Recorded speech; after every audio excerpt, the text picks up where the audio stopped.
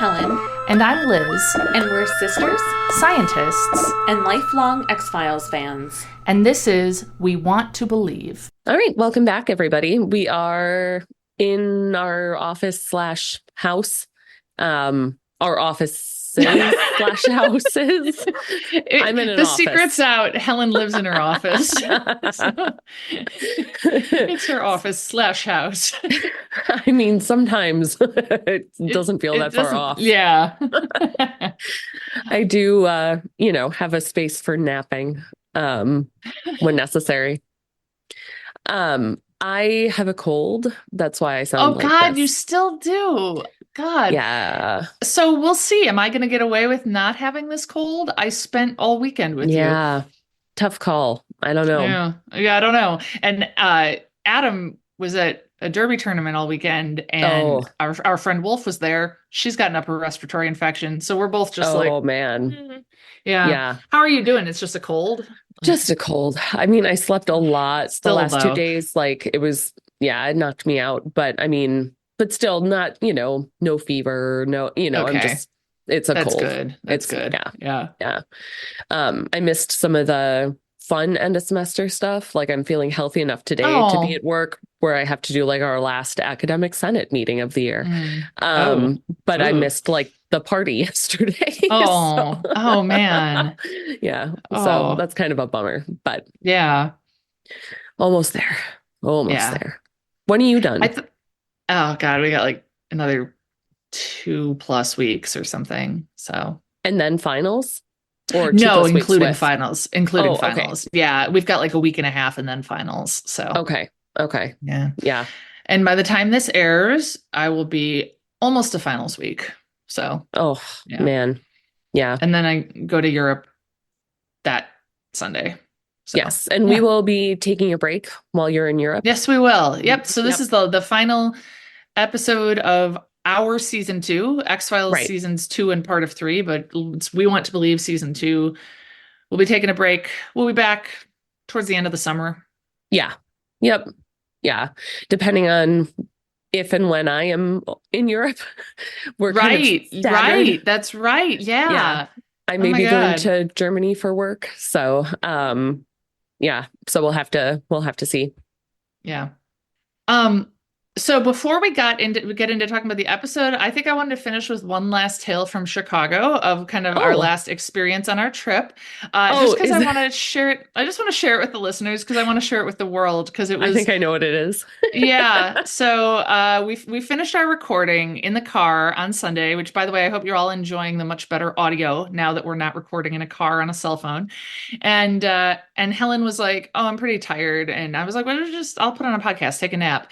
And so we were heading to our friend Katie's house in Rockford. The coati that we had brought with us, the little stuffed animal, we were delivering to my goddaughter, Emmy, who is Katie's daughter. And we were going to Katie's house. I had directions up. And her daughter, her husband live there. They have a cat. You have a cup of tea appearing mysteriously behind you. The tea has appeared. Thank you. Hi, Adam. She says hi. I'll assume he says it back. Yeah, I think so. I had my headphones on. So we're driving there, and Helen's asleep. And then we're getting near Katie's neighborhood, and Helen says, "Do you think she'd mind if I just stayed in the car and slept more?" And I was like, No, she won't care. So I pull in the driveway. The garage door's open. Front door is closed. I decide I should go to the front door. I ring the bell. Nobody answers, but I can see through the door that like somebody is moving around inside in the background. So I'm like, okay, well, she's home and she knows we're coming.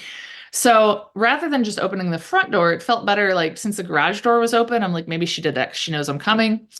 So I go through the garage, open the door to the house. It's unlocked. And I go, knock, knock. Hey, I'm here. And 2 Yorkies run up to me, which was odd because Katie doesn't have a dog, let alone 2 Yorkies. And it all happens real fast where I start realizing something's wrong. And a woman says, "Oh, come on in." It's not Katie. I'm in the wrong house. I'm in some other person's house. And I mean, what I can't get over is that she beckoned me inside and that she was like, oh yeah, come on in. So I had gone to Katie's neighbor's house by mistake and walked inside it. And the woman, so I just went, I'm in the wrong house. I'm in the wrong house. Oh, I'm sorry. And I ran away and jumped back in the car laughing and kind of screaming. And Helen was like, what is happening? And I'm like, wrong house, wrong house. Yeah, that was great. Yeah, it was great. I feel like that felt like a classic Liz moment to end up inside somebody else's house. Yeah. I feel like that could have gone so much worse. Like, for just lots of reasons. Yeah. I mean, like many, many, many reasons. Like, yeah. Countless. Yeah. Yeah. Yeah. Both dangerous or amusing or like, I mean, you know. Yeah. I mean, that's really I feel funny. like, I don't know how I did that. But yeah, I think it really blows my mind. If somebody said that to me, I would be like, who are you? Like, I would be like, I'm going to get a knife or something. Even if it's some friendly sounding woman, I would be like, what the hell is this? Yeah. So, yes. Yeah. I've got that Holden tendency sometimes where like we came home one day, I think from work, and like the neighbor kids were playing in like our driveway kind of, and like standing in our yard. And I was like, oh, what are they doing in our yard? Because our driveway is kind of behind our house onto an alley, and they live kind of further down the alley, or our neighborhood calls it a carriage lane. It's an alley. And so I'm just like, what are these kids doing here? And that's when I, thought about me and my friends thinking that the neighbors were vampires and going into their yard, and just like, I mean, as I've talked about on here, we had a club, we had a whole plan. We were trying to look in their house. And so I was like, I deserve whatever I get here. Yeah, that's true. So. Yeah. With respect to neighbor kids. Children. Yeah, absolutely. Yeah. Yeah. Yeah. So this is the final part of the 3-parter, right? Yes. So season 3, episode 2. 2. Yep. So this is Operation, or is it Operation Paperclip? Is that the name of the episode, or is it just Paperclip? It is not that episode. It's just Paperclip. Okay. But it's named after Operation Paperclip, which we've talked about previously. So just to remind you, if it's been a while, Scully was kind of, okay, let's see here. Bill Mulder's dad, was killed. We know he was involved in some bad stuff with cigarette smoking man and some other people in the past. We've seen the Syndicate, the group of old white men who seem to control things mysteriously and have something to do with aliens, of whom the cigarette smoking man is a part. The well-manicured man, one of the other people in there, warned Scully, they're going to try to kill you. They'll kill you one of 2 ways, one of which was have a trusted person come and kill you. And so Skinner shows up to where Scully is, and they end up with guns pointed at each other. Right. And they're in Mulder's apartment. Yes, in Mulder's apartment. Yes. And heading to Scully's apartment, though, because they also said another way is... Right. So heading to Scully's apartment is her sister, Melissa, and she gets shot by Krychek, I believe. Yeah, he really is doing a number on family members in this 3-parter, which it's weird. Like the same sequence of episodes, Mulder's dad and Scully's sister are both killed by Krychek. Like that's pretty. I did not remember that at all. No, like I knew they both died, but I would have guessed it was later for both of them, and I didn't realize it was like part of the same arc. So. Yeah. Mm-hmm. So there's some classic scenes in this episode. Oh, I should mention. So this is the one that starts with Albert, the Native American man. He does a thing about like white buffalo. Blah, this blah, is that one. This is the white buffalo one. Yeah. And so this myth about this white buffalo, this woman who kind of came down and kind of taught people how to be virtuous, and then turned into a white buffalo and then ascended into the heavens. And so when a white buffalo is born, it's like good and auspicious. And he talks about how like that's the myth of people who lived in the northern plains. It's not the Navajo, it's not his people, but we still notice it. I'm making it sound a lot more blasé than he did. And he says that the white buffalo there was a white buffalo born on the day that like he brought Mulder back to life. They like did that whole ceremony for him in the blessing way because he was blown up in a train car full of alien bodies. They've all been real busy. So Yep.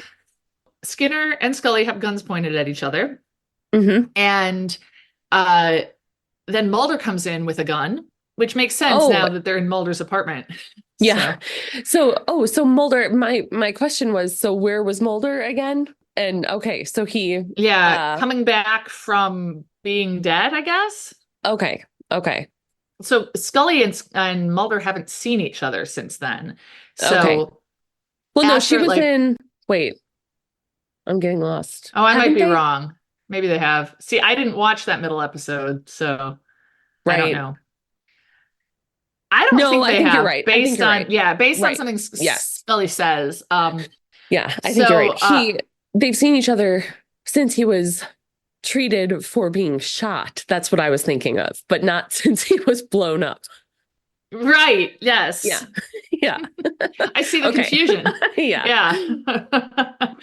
Okay, so it's Mulder who comes in because the Yes. last episode was a cliffhanger where someone like is about to burst in or whatever. Okay. All right. It is It's Mulder. And so he points the gun at Skinner, gets Skinner to drop his gun, and Skinner is like, "Look, I have the tape. Like, it's good that I have this." There is a classic badass Skinner scene at the end of this episode. Skinner's doing some great stuff. I feel like have a bigger appreciation for Skinner than and I always liked him or whatever, but like I really feel like I'm appreciating him trying to do his best from the inside or whatever. Like he does some very brave things with respect to Cigarette Smoking Man. Oh, cool. So Skinner is like, look, I should keep the tape. We have to use this as leverage against the Cigarette Smoking Man. And so Mulder and Scully kind of go off together. And they're going to go to see the lone gunman and show them that photo that has Bill Mulder in it. And it's like clearly this like old important Alien Times photo.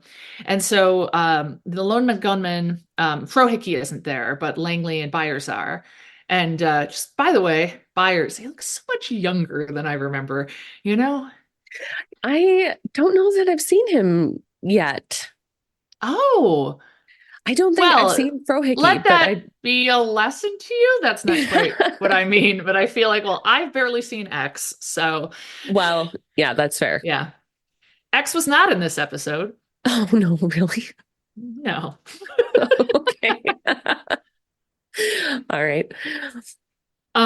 So Langley and Byers, for our listeners, he's the one who has a beard and wears a suit. And so I think as a college student, I'd watch that and think, well, that's an adult. I'll tell you that. Right. And I mean, he is, but he's a young man. I mean, he's probably in his 30s, surely lower 30s. That's not a phrase. He's not a temperature.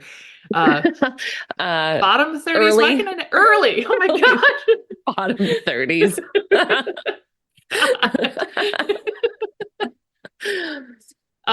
So anyhow, they're talking about Operation Paperclip, which we discussed in a previous episode, the program that brought Werner von Braun over to the US. Okay. I couldn't remember. After World War II, which is around the time that this photo was taken.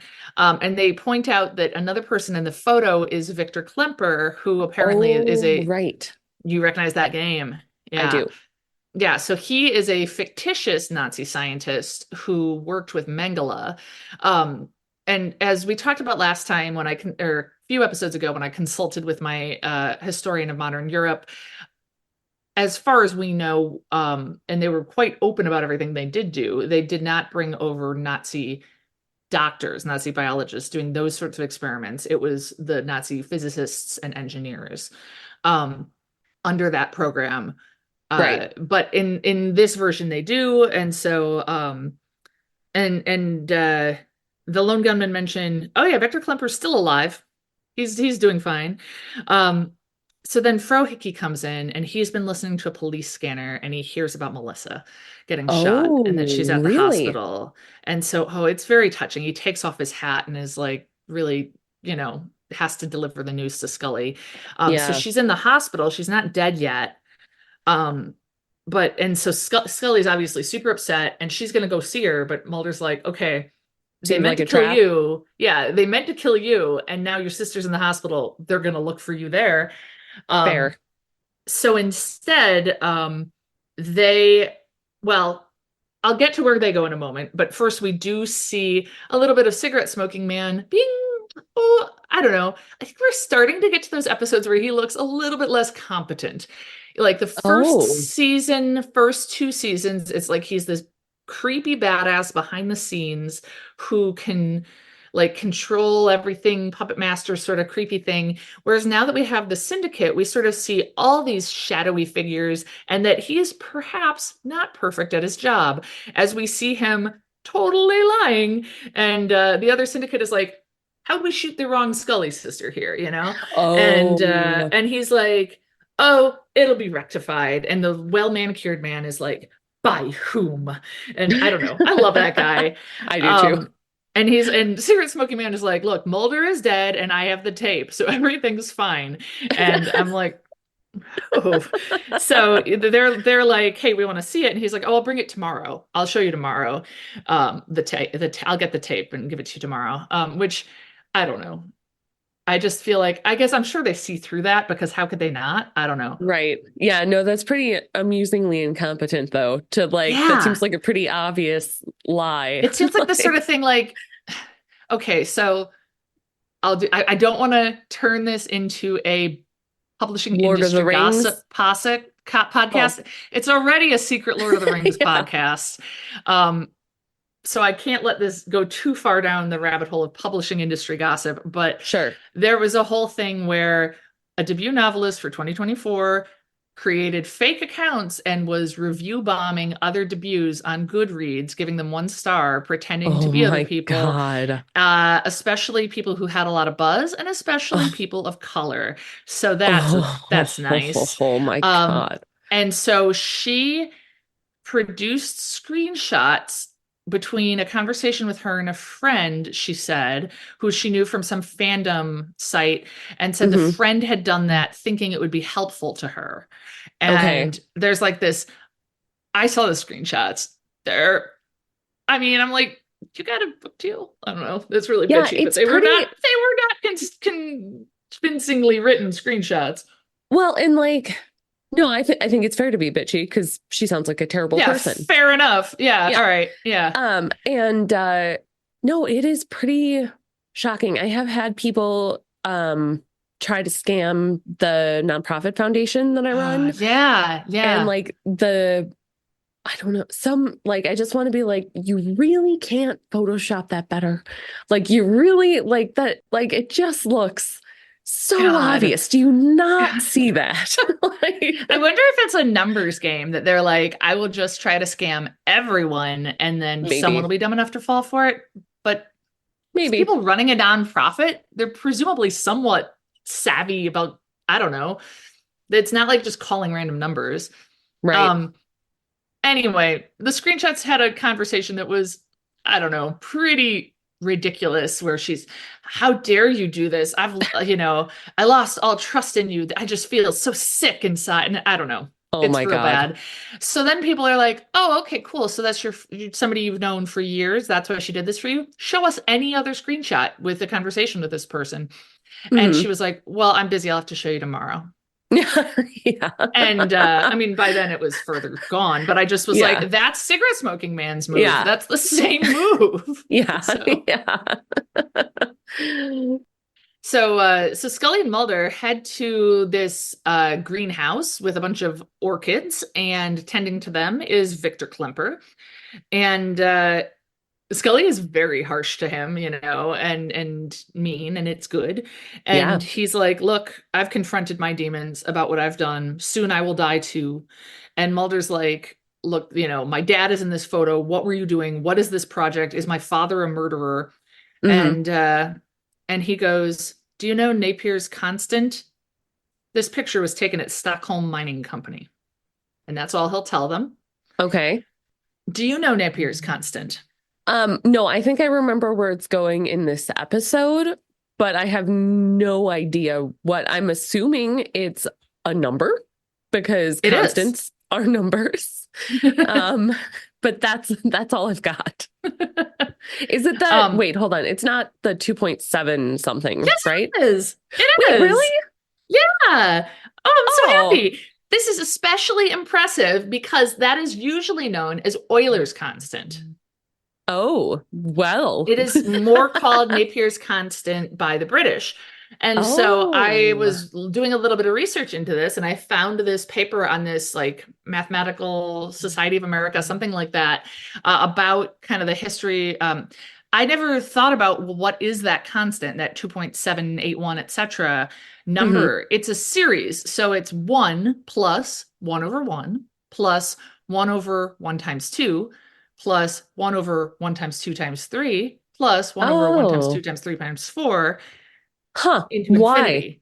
Like, why? Like, why bother to do that? Yeah, Um, what's it used it for? has something, it's used a lot in logarithms, right? So like e to the Oh, right, it's x or E, whatever, right? that's e. Yeah, Yeah, yeah, it's yeah. lowercase e. That's why I know it. Yeah. Yeah. Mhm. And the e does not stand for Euler, even though we mostly call it that. Why would And E I'm stand for Euler? Oh, that's how his name is spelled. Sorry, Oh. Euler. Oh. You always use the fourth letter in a word as its initial. Yeah. Um, God, I didn't even think about it.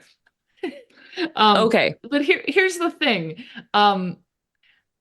I looked up this paper and I'm reading it, and I see it was written in 2010 by do you recognize the name Amy Shell Y-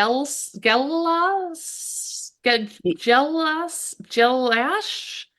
Yes, but I don't know Because how. she's your coworker?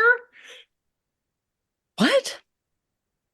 Well, maybe not anymore, but Amy, what I couldn't say that last name, Amy SG, at Beloit College wrote this paper. Wait, really? Yep. Oh, And I no just stumbled way. upon it today. Yeah. Whoa, no kidding. In Yeah. 2010, is this what discipline? Math. Math. Okay, okay. Yeah. So Yeah. yeah, I And know this how it is, predate, I but think she must predate me. But yeah. whoa. Huh. No Yeah. kidding. Yeah. That's Yeah. I was awesome. like, so that was exciting. Wow. Huh. We are Yeah. small but mighty. Yeah. Yeah. Or, So good work. average. Yeah. Great. Cool. Yeah. So Victor Klemper calls a well-manicured man and is like, hey, they just came to see me. So the cigarette smoking man's not in the room. And well-manicured man is like, well, Mulder's alive. Uh and then the other guy, I don't know, the kind of leader dude is like, oh, we're gonna call our friends who will handle this more satisfactorily. Which Hmm. is to say with a whole bunch of guns. Sure. Um, yeah. So we see Mrs. Scully at the hospital, and Albert has gone there as sort of with a message from Scully to be like, look, I'm here to be with you and your daughter. I How did wonder, he get like, to DC? I don't know. Okay. I mean, I car thought or maybe I plane, missed that. Yeah. presumably. Yeah. It's the US. It Huh. probably wasn't by rail. Yeah.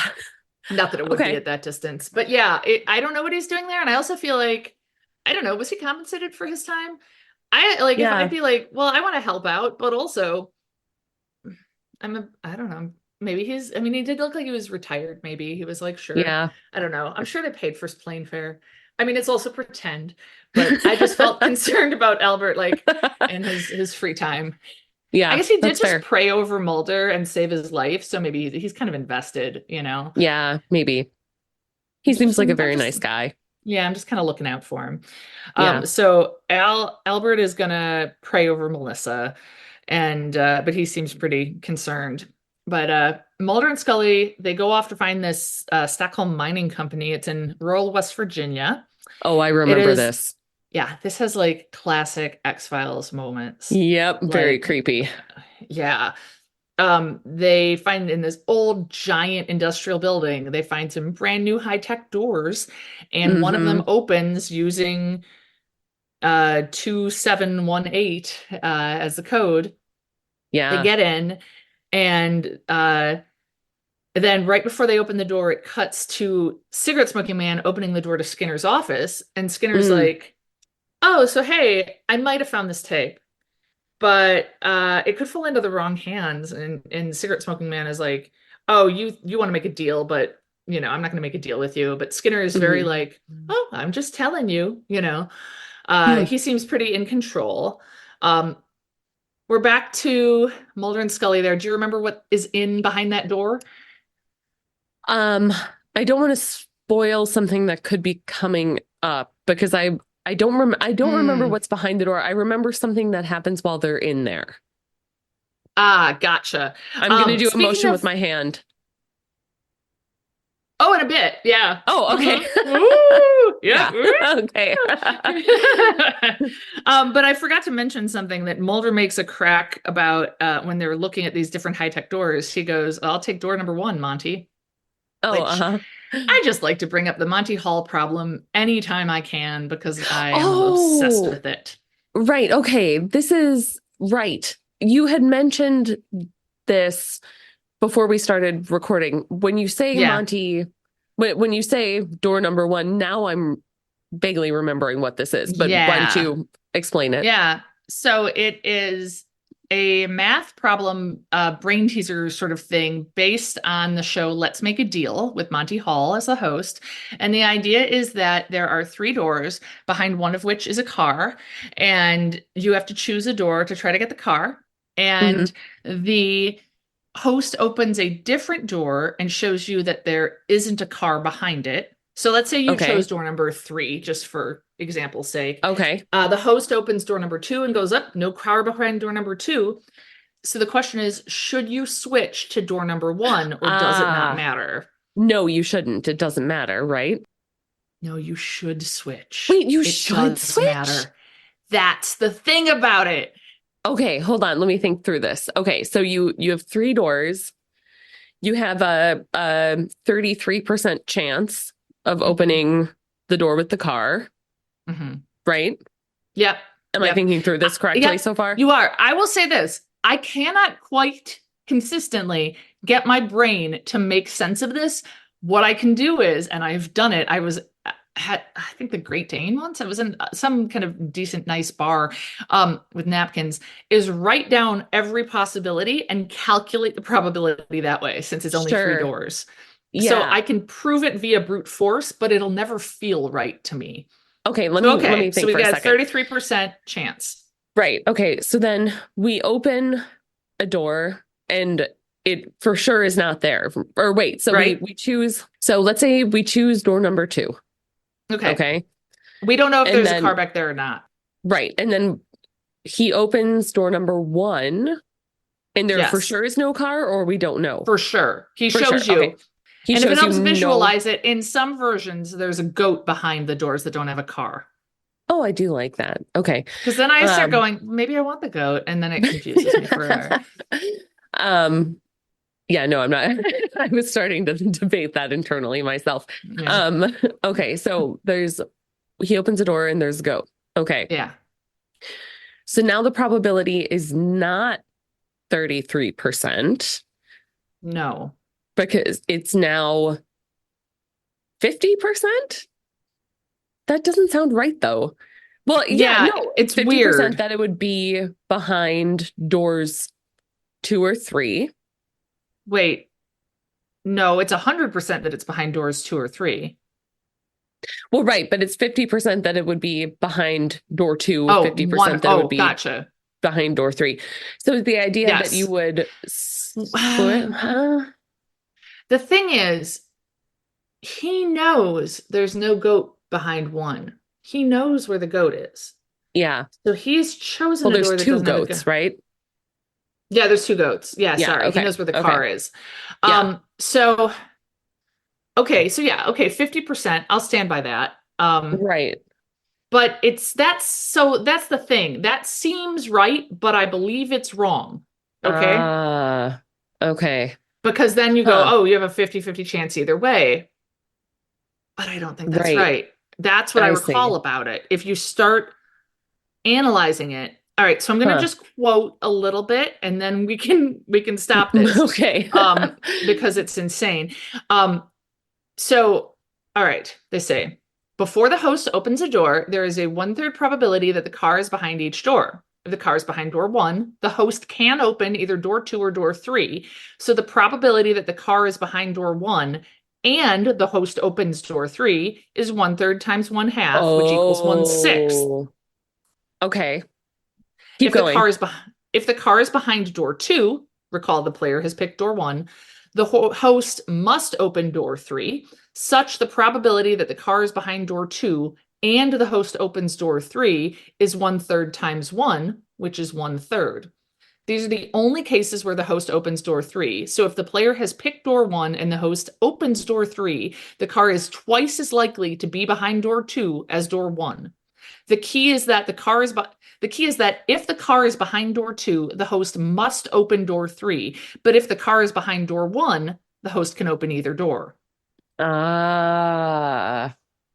Okay, that helps a little bit. That helps I would like for to a moment. I can't hold it for that long in my head. Oh, yeah, you should look on the Wikipedia page about this problem. There's some excellent graphics, including a really cute goat. Oh, wonderful. Yeah. Yeah. Okay, so Mulder picks door Mulder number picks 1. a door and they go through it. Yeah. And it's a whole bunch of files in filing cabinets. That's right. Yeah. Okay. Of course. I mean, I feel almost like if you have to guess what's behind a door in the X-Files, you have a 50-50 chance, I think, of it being either tanks full of fluid or medical files. Yeah. Yeah. Uh-huh. Yeah. And so today it's medical files, and they find people's like birth certificates and smallpox vaccine records and tissue samples. Yeah. So they go to the year that Scully was born, which was 1964. Oh. And which I was like, okay, so she was supposed to be like 28 when the show started. And I know Gillian Anderson was quite a bit younger, but I think that makes sense. Anyhow, they find Scully.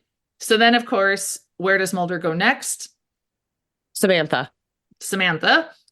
But, and by the way, think about it. Like rows and rows and rows and rows of files. In the 90s, that seems reasonable. Nowadays, I'd be like, we can't just scan these. Like, it's wild. Like that. Like it seems inevitable and natural to just have all these paper copies. Yeah, that's pretty nuts. Yeah, and they're just in like Manila folders. For filing. The worst part is that there are still paper things you sometimes need to do, and really? That seems even more ridiculous. Yeah. Oh God, it really does. Yeah. And yeah, anytime it's like, oh, I have to mail a check somewhere, I want to be like, I have to mail a check? Yeah. Like, are you kidding me? Yeah. When I was just on vacation with our mom, and she accompanied me to a conference, and there was, I can't remember what, but there was something we wanted to know. And she was like, and I was trying to find it online. She's like, I'll just call. And she was like, I'll do that because I can call people. And I was like, yeah, okay, fair. I feel like I've had that same interaction with her. But I also feel like occasionally I am that person where I'm like, well, we want to know if this is open. Let's just call them. I'll do it. I used to be the person. I used to be the person in charge of ordering pizzas, and now we just order them online. But you were the person in charge of ordering pizzas. I was. Yeah. Yeah. Which reminds me of one time when you ordered Pizza Pit at like 2 a.m. and which is a pretty terrible pizza restaurant, if you will, in Madison. Pizza joint. Yeah. And I can't remember who it was, maybe one of our neighbors, but you said like, they were like, oh, Pizza Pit. And you were like, said something about, yeah, I tried to find other places, but, couldn't find anything else open. And they were like, oh, you must not have tried very hard or something like that regarding just how terrible Pizza Pit is. Yeah. That's a good service to do for us. Thank you for your years of service. Yeah. You're welcome. Yeah. So here's the thing. It's paper like Manila file folders, and there's labels with people's names on them. But Mulder sees that Sam's name is a sticker. He peels off it and I'm sorry. Do you see that? Yeah. How am I going to do it again? We're on Zoom, and I was gesturing with Manila file folders, and a big thumbs up appeared. Oh, there it is. There it is. Oh, fireworks are happening. Oh my God. Okay. they peel off the label and Mulder's name is underneath it. And I just felt like we couldn't peel that off. Right. We couldn't scratch it out. We couldn't grab a new folder. I guess they don't care. They're not planning for anybody to see it. But yeah, they're like, well, we'll just reuse the same folder. It's a different Mulder. Yeah. So Mulder sees this, and his reaction, again, in Mulder fashion, what does he do? He runs. He tells Scully, wait there. And he runs away, and because he sees there's a light coming through the windows of the factory. And so he runs out and leaves Scully in the scary hallway. And this is when she's in the dark. All she has is a flashlight. Plinky music starts, and beings are rushing past her. I remember that part. That was yeah. I did like a little person running when I did a hand gesture. Mimed it. Yeah. Which they don't have like a alien emoji that pops up on the screen that runs by. They should. Maybe Zoom will get that in the next update. Oh man, how creepy. Yeah, I remember her like kind of like being like pushed to the side a little bit, right? Yeah. And seeing like all these like little feet run past. Basically. This time I felt like I remember being creeped out, but what I really feel like now is kind of protective of them and like, okay, go guys, go do good. Because I mean, like, we saw their bodies in that train car and like experiments, and I was like, you go do your thing. And indeed, just get out of here. Like they find this door, and the door opens, and you can see the alien silhouetted in the light, and then Mulder has rushed outside, and a UFO. I mean, it's a UFO. Like end of story. It's a big ship thing in the air, flies over the building, and he like looks up at it, and I'm like, I think I've seen this image of him looking up with the light on him in like a lot of promo stuff. And I'm like, yeah, like, end of story. We have seen a UFO. No two ways about it. So this reminds me, if I may interrupt, your protective feelings towards the aliens, and the fact that you remember it being scary, but didn't this time.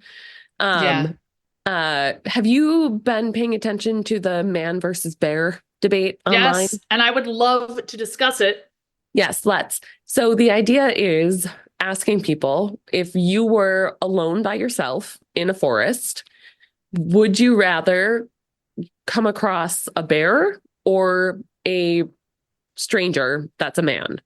Right? That's the deal, right? Yep, that's the deal. Yeah. Okay, so I haven't officially answered this. Because I have. I know for sure. Okay, see, I feel like I have so many more questions before I can make a educated answer. And maybe that's part of the point is that what would I answer without knowing? But like my questions are like, is it a dude in a flannel and there's clearly a cabin that it seems like he owns and he's like chopping wood? Does he have a chainsaw? Is he just wandering in the woods and there's no sign of civilization?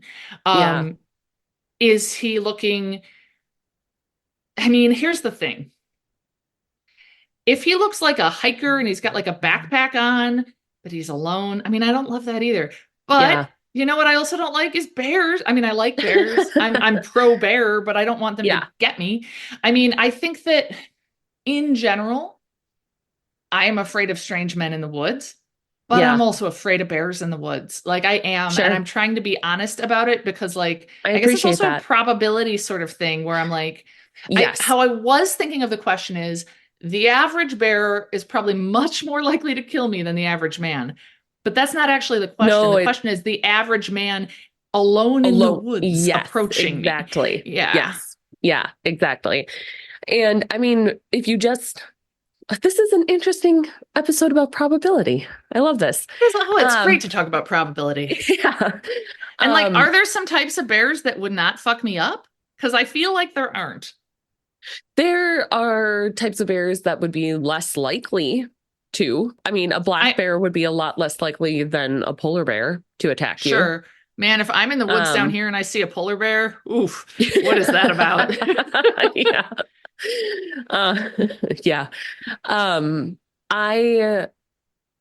I feel very conclusively and strongly bear every time, 100% of the time bear, just based on the probability of who is attacking whom, stories you hear about people randomly in the woods.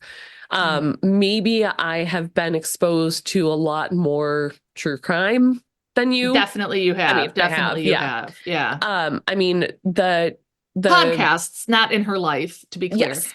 Yeah. Although, I mean, or reading things or whatever, watching things. Well, and I mean, my work sometimes crosses a bit of the line into, So, my thinking is this, though. If I were to have to fight someone, I have a better shot against a man than a bear. See, this is the fallacy of the problem, though, because people are assuming it's not, the question is not who would you survive an attack better from? The question is who is more likely to attack you? Well, isn't it just a question of who would you prefer to run into? Right.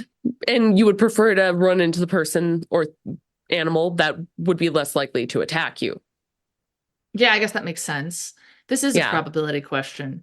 Or if your belief is that they're equally likely to attack you, then you choose the one you could fight better. Right. But I mean, I guess or feel scare off better. Can you imagine just like banging two sticks together at a man? Being like, go on, get out. Like garbage can lids or something. Yeah. And also, I will also say, if I were to be killed, I'd 100% support being killed by the bear more than the man. Exactly. Yes. Yeah. Yeah. At least there would be like, well, I guess the bear needed this. I don't know. Like, and the worst maybe it worst can case, eat me. Right. Like, maybe its cubs can eat me. Like, and also like worst case scenario with the bear is that it kills you. I don't know that worst case scenario. That is a good point. Yeah. There could be a lot of bad in between a quick death. I mean, this also reminds me of when we talked about the gift of fear, and you pointed out that if you need someone, you go to someone because the odds are much better than someone going to you. Exactly. Yeah, the odds of seeing a guy by himself in the woods. I'm so sorry. Oh my, this is amazing. I've told you I watched the show Jet Lag. It's incredible. It's this travel game show sort of thing. Yeah. And so it's these like my stepson introduced me to it. It's on YouTube. It's like three dudes in their 20s. I did not think I would enjoy a show done by three dudes in their 20s on YouTube. Yeah. But I was wrong. It's incredible. I am obsessed with it. And their latest season was hide and go seek in Switzerland.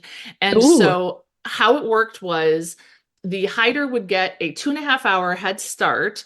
I think they started in Lucerne, and then they would text the hider questions, and then the hider would answer them. There was like a list of questions they could ask, like, what is your latitude? Like, is your latitude higher or lower than ours? Are you in the same canton as us? What's the language? Take a picture of the nearest train station. And there are all these extra rules, but, and then for every question they asked, the hider would get coins that then they could use to curse the people trying to find him. So then like, there was like a William Tell challenge where like, they couldn't continue on their journey until one of them threw something and hit an apple off the head of the other. So like goofy challenges that'll slow them down. Anyway, there was a lot of hiding outside because they couldn't hide anywhere where it would like inconvenience the Swiss and like make them look like assholes. So one of them found this secluded park and hid under a slide alone in the wintertime. It was Ben, who, I don't know, I can never decide if he's my favorite or if Adam is my favorite. He's one of my favorites. And he's like, I think it should be allowed if you see a man hiding under a slide alone that you could kill him. And then the next hiding thing, this guy Sam hid alone in the woods for hours. Oh my God. So like, I feel like there is this small possibility that the man in the woods that you find is a member of Jet Lag.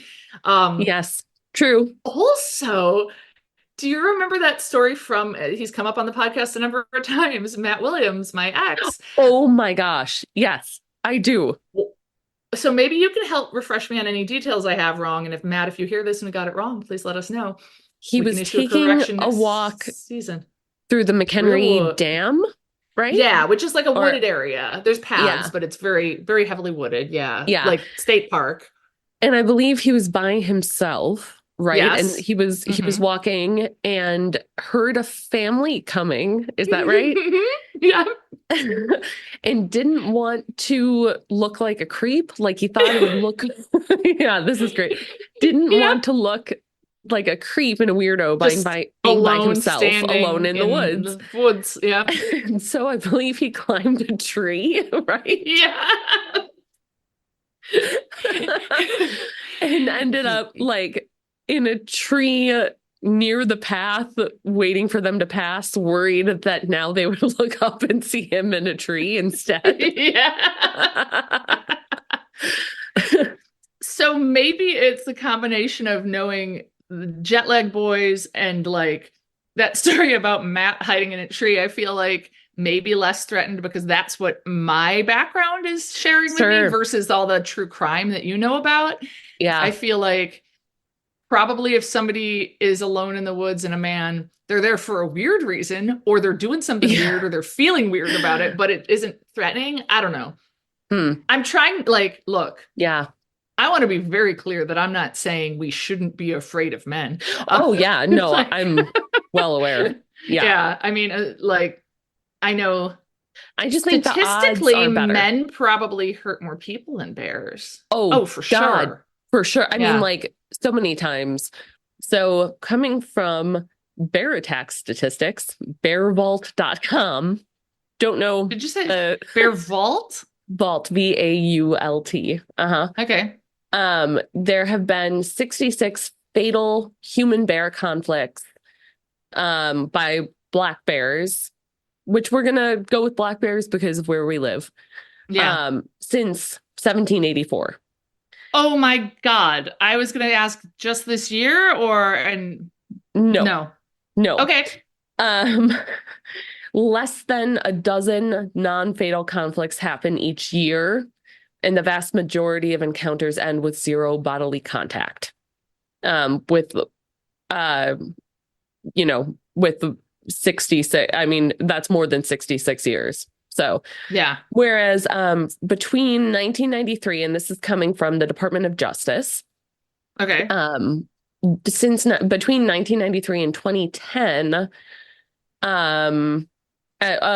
in 2010, the latter half of that, the rate of non-fatal violent victimization committed by strangers is about 7.1 per 100 or per 1,000. 7.1 per 1,000. Per 1,000 what? People. What? Yeah. No, that can't be right. Yeah. Out of every 1,000 people, every year, 7 of those people have a stranger attack them? I don't think that's right. Yeah, no, this is what this is saying. I'm seeing that same page. Yeah, in 2010, about 1.8 million non-fatal violent victimizations were committed by strangers.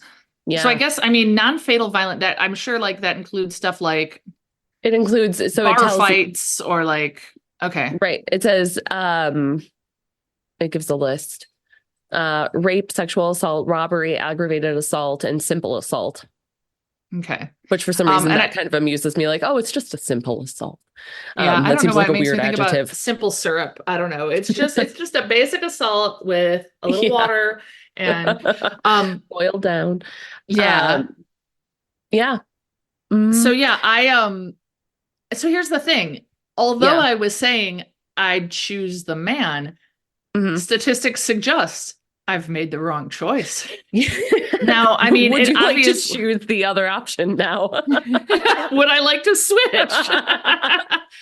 I think I would. And I think I mean, again, I know a lot of really good, not all men, but just, I don't know. I feel like I know some really, really good men. And like, just to be clear, I don't think the average bear and the average man is more likely to attack me. That's not what the thing says. Right. But I think the average person in the woods is probably not like Matt, not like the jet lag guys. Nope. No. Like, Mhm. or maybe Yeah. not probably, but there's a higher chance than if he's a bear. I don't know. I lost the thread a little bit there. Yeah, Um, I know. I think I know what you're saying. Mhm. yeah, like like the likelihood of him being a creep and the likelihood of the bear attacking me, it's Yes. probably safer with the bear. Yeah. Anyway, I mean, I'd be really afraid if I saw a bear, but like it'd also be kind of majestic. Yeah. If it Yeah. works out, it would be scary as hell, but also like Right. exhilarating.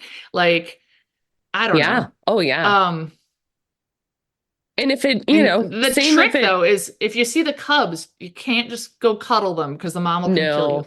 Yes, that is That's the true. trick. I don't know. Like that's Yeah. definitely not what the takeaway from this experiment is supposed to be. No. So yeah, I do think that I mean the statistic of only 60 deadly bear attacks since the 1700s. Okay. Yeah. I'm like, yeah, but most of us Mhm. aren't around bears that much. But But if then you're you in pointed the out that woods, well, like, okay, sure, but like it'd be like, oh, well, 0% of people living in Wisconsin are killed by sharks every year or something like that. And it's exactly. like, well, we're not by Yeah. sharks.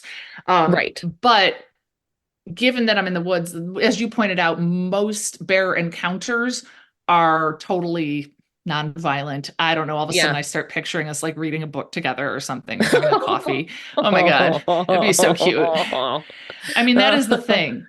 So, okay, the The poles bear aren't. grabs like some honey out of a tree for your tea Yeah. and Oh, and the slip paw. gather some berries. So just to be clear, there's also so grizzly bears are a type of black bear, I believe, or brown bears. They're a Ooh, type or of is it okay, because no? I think black bears are a type of I don't know. I don't yeah, know. okay, so I don't there's know. grizzly bears, there's black bears, there's brown bears. Those are the guys that we might encounter. Right, grizzly bears are Maybe brown not bears. us. Grizzly bears are brown bears. Yeah. Okay, that's what I was Yes. thinking of. Same And then thing. black bears are their own thing. And Hmm. then, oh, this is really relevant because you know where I'm going this year? I'm going, and this is perfect because this will be our last episode before Europe. I'm going to the European country with the most bears per square area. Oh, Slovenia, known for its bears. And I'm no going in the kidding. woods, baby. I don't know why I said baby. But I'm going in the woods. Like we're Ooh. going to be doing some outdoorsy stuff. So, Which type? Black bears or oh, what? I was like, just trees. Um, not jungle trees. I believe black bears, but Ooh, Slovenia bear cool. type. Brown bears, actually. Brown Yeah, bears. brown bears, which I Ah. think it's the Eurasian brown bear. Ooh, It's not the same as a grizzly, but similar. cool. Yeah. Oh, that's awesome. Yeah. So that's exciting. We saw evidence of black bears when we were in Tennessee last summer. Oh, wow. Yeah, yeah.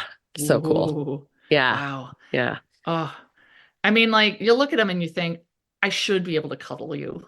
You should want to Yeah, hug yeah, me, right?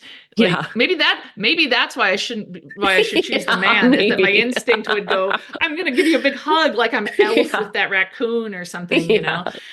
Um, so So little I suppose aliens. I can wrap up yeah. So Yeah. Scully finds a way out. Oh, some people show up. Of course they do. After the Oh, ship right. leaves, they start shooting up the place like crazy with machine guns. Mulder barely escapes, finds Scully. Scully finds the way out because she saw the aliens leave. Ah, And so they get out of there. And where do they go? I want to know if you find this familiar. They go to a little roadside diner called yeah. Charlotte's Diner in Crager, Maryland. Okay. I remember them going to a diner. Skinner meets them there, and Skinner's Uh-huh. like, "This place isn't even on the map. How'd you find it? How'd you find it?" And Mulder goes, "Oh, you'd be surprised by what's not on the map in this country." We've Huh. talked about this exchange recently-ish on this season of our podcast. Do you remember? No. This diner is in Agent of Chaos, the young adult novel Oh, about teenage Mulder. really? Yeah, he goes to this diner in that book with his Oh friends when my they're looking gosh. for that serial killer. Oh, that's pretty cool. Yeah, so I like that. So Yeah. obviously it's not how it was written, but now I can Right. imagine, oh, Mulder knows this diner. He went here when he was a kid, a Yeah. teen. Oh, So that's kind of yeah, cool. that's kind of cool. So they talk. Skinner is like, I have the tape. We can make a deal. And Mulder's like, we can't make a deal. We need answers. And Scully's like, no real point in getting answers if we're dead. And then she's Sure. like, I want to see my sister. Like she Yeah. needs to go see Melissa at the hospital. So she gives Skinner permission to make the deal. They all leave in the same car. Where'd their car go? I don't know. They get to the hospital or Skinner gets to the hospital and he talks to Mrs. Scully and talks to Albert. And there's a man in the hall in a suit, clearly watching them. Never good. So Skinner goes to talk to that guy or whatever. And they fight in the stairwell. And oh shit, Krychek is there. And we don't really know what happened in between with Skinner talking to different people, how he got there or whatever. But Krychek and that dude beat the hell out of Skinner, take the tape, and leave. Oh my God. Yeah. Krychek. Not good. So what do? They go to a liquor store. They park outside it. It's daytime. And the driver goes in. And then the guy in the backseat says to Krychek, I could use a beer. Do you want anything? And he says it real weird. Oh, this is vaguely familiar. Okay. And I was like, what is going on? I don't remember this guy. Why does he want a beer suddenly? And Krychek's like, no, I'm fine. But he looks kind of weirded out. And then he looks at the like radio clock in the car and it's like flashing 12. And he's like, oh my God. And he realizes the car is about to explode. It's been wired with a bomb.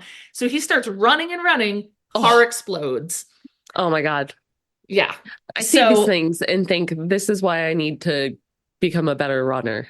I mean, this is, I would just be so pathetic in that situation. Yeah. I think the adrenaline would make you pretty fast. Yeah, I think you're right. But the shoes I'd be wearing would probably slow me down considerably. I think you'd want to take them off. You might end up, that's going to slow you down too.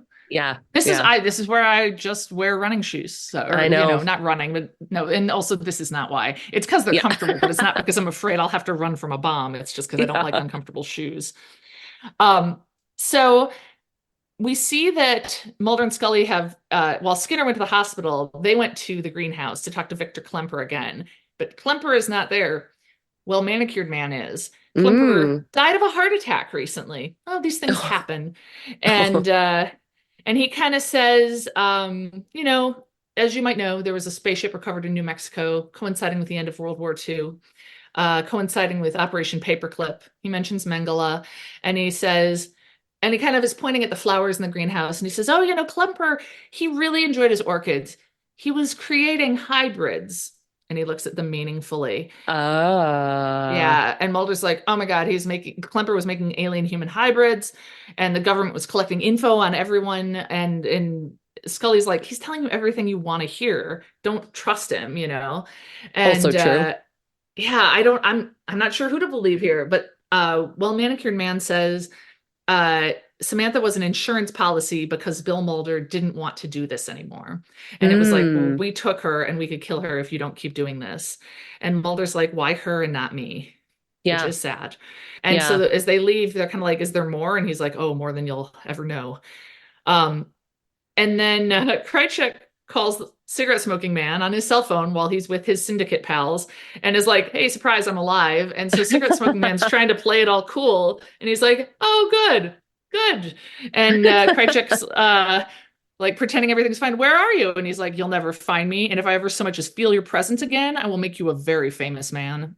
And the cigarette smoking man hangs up and is like, oh, good news. The tape was destroyed in a car bomb.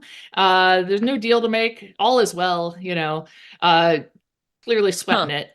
Yeah. Mulder goes into his mom's at 2 a.m. I did not expect this crucial scene, but oof.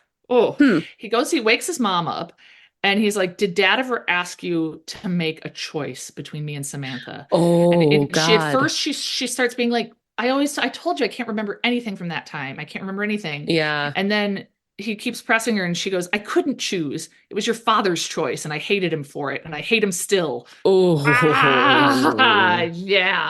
Oh man. Awful. Wow. So then we get to famous Skinner scene. I can't believe I like totally forgot. And we got to the scene and I went, oh my God, of course. Skinner's in his office looking a little bit bruised, but he's doing okay. And he calls in the cigarette smoking man and Skinner's like, we need to make a deal because I need to guarantee Mulder and Scully's safety for the contents of the tape. And he's like, the tape blew up. You can't threaten me. There's no deal. And he starts to leave, and Skinner goes, I'm not finished yet. And he opens a door, and Albert walks out. Do you remember this scene? No, I don't. Me and Amanda used to say this all the time. We loved it. And Cigarette Smoking Man goes, what is this? And Skinner goes, this is when you pucker up and kiss my ass. Yeah. And he tells Cigarette Smoking Man, Albert has, because remember, it was in code. It was in Navajo. Right. That's why they got to him. Just to remind our listeners, that's why they were talking to Albert to begin with, is the whole tape was in Navajo. And they say, Albert has memorized the tape. And Skinner's like, no, you might be thinking, he's an old man. We could kill him. But Right. in the oral tradition of his people. And that's the part I remember, that Albert has told all sorts of other people, and they've memorized it. And so he's like, unless you want to basically kill all the Navajo men in 3 states, you can't be sure. It's one phone call. And oh man. And that's it. And so Skinner pulls it off, and Albert helps him. And I mean, it's a pretty good power play by Skinner. Yeah. I loved it. Oh yeah. Yeah.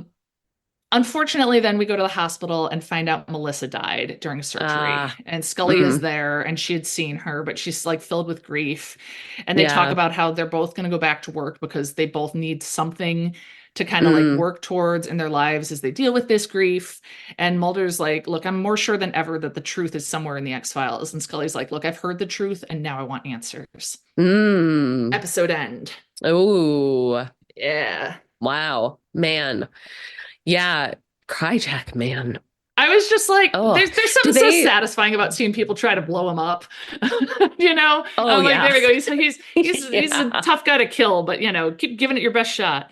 So yeah. Oh man. So do they know who tried to kill Melissa? I can't remember. I don't believe so. Okay. No, I don't believe just that they do. thought she was Scully. Yeah. Okay. I mean, they know that like it was at the command of Cigarette Smoking Man and his cronies, but they don't know it was Krychek. Right. Okay. Just trying to keep track what they are currently blaming him for. Yeah. Wow, man, good episode. So yeah, I remember watching that one. Yeah, a lot. I know. It's Same. a good one. Like, it was a good one. And I mean, I did think the stuff at the beginning was a little, again, heavy-handed with that sort of, we're going to use Navajo stuff to kind of give the episode extra like mysticism or whatever. But as you talked about, like, also like that legend of the White Buffalo Woman is true, but I also felt like that added almost nothing to this episode, having that in there. Like, I kind of feel like that I wasn't really into that. What I thought was awesome was Albert doing stuff at the hospital, doing stuff with Skinner, So yeah, I can't remember what happens to him, but I'm concerned for him. Yeah, I don't know. I don't know. I can't remember if anything happens or we see him again or yeah. I'm guessing we don't have a story. No, we don't. I have a retelling of a story real quick. I was listening to the podcast My Favorite Murder recently, and I've kind of stopped listening to their like main episodes for a lot of reasons that I don't need to go on about.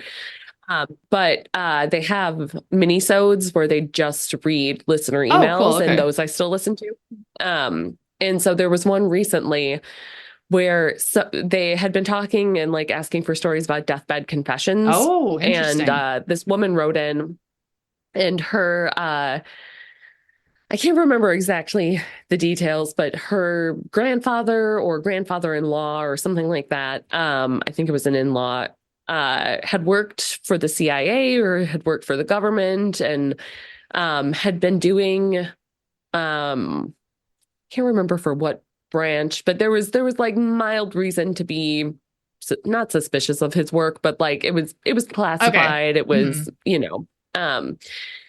and his last words, like some of his last words before he died, they said like, is there anything you can tell us or whatever? And he said, we are not alone. What? Um, yeah. So, That's awesome. Yeah, which like could be a prank, Which was also awesome. Like, which is also awesome. Yeah. Fair play. Yeah. Yeah. Oh my God. Yeah. So that's all. Wow. But I wanted to That's share awesome. that. Oh my God. Ah, that's Yeah. great. So yeah, that's it for season 2. Yeah. We will be back once we're both stateside. Yeah, and season 3, well, I mean, we're already in season 3 for the X-Files, but our season 3 will start with DPO, which is the episode. Do you remember who's in that episode? No. Giovanni Ribisi and Jack Black. Really? Yeah, before they got super famous. Wait, is this the what's it? The like gaming? Not gaming. Like no, it's not like the VR one. No, yeah, I believe that Giovanni Ribisi's character has telekinetic powers. Right. Aren't they at like a oh, they might. God, what they are might, those places arcade? called? Arcade? They might be at an arcade. Doesn't it take place? But like it takes place in a bunch of different locations. Okay. Awesome. Yeah. And I'll start with that. Yeah. And in the meantime, please share our podcast and follow us. And August 20th, buy my book, Mighty Millie Novak. Yes. It's YA. It's roller derby. Absolutely. There's not too many secret mysteries in it. I should claim there are, so then people have to search for it and buy copies. But no, I'll tell you, listeners, there's nothing to do with aliens in the book. Yeah. But you should pre-order it. And as we decided already, that great. my book that I'm finishing editing right now, that the main character is secretly a bison. So we gotta finish that. So, yeah. Yeah, very excited. Yeah, that's the twist. She was a bison all along. But yeah, Mighty Millie Novak, August 20th. Buy my goddamn book. It's at elizabeth-holden.com, and then you can, read about me. I mean, it's also anywhere you buy can also books. search. Yeah, just find it anywhere. It's anywhere you buy books. Yeah. But yeah, follow us. We want to believe pod at gmail.com. Send us listener stories, creepy stuff that's happened to you, creepy stuff that's happened to other people that you want to tell us about. And if you want to weigh in on the man versus bear thing or anything else, if you have, hey, look, throwback, if you have tips for how I can improve my vertical leap, whatever. And find us on Instagram at We Want to Believe Pod. Bye. Bye.